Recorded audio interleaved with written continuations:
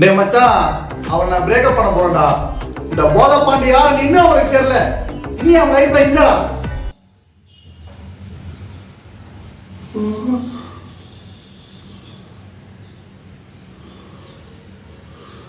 என்னது அவ அண்ணன் நாலு ரவுடிகளோட பெருமொழியில் நிற்கிறாளா?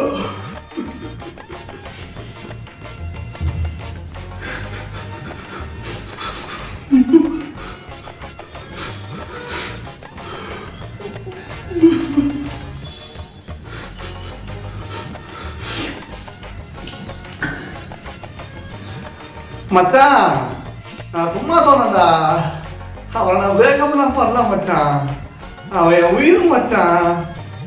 மச்சான், அவன் அன்னைக்கு தப்பு பண்ணி எப்படியாவது காப்பாத்திட்டான்.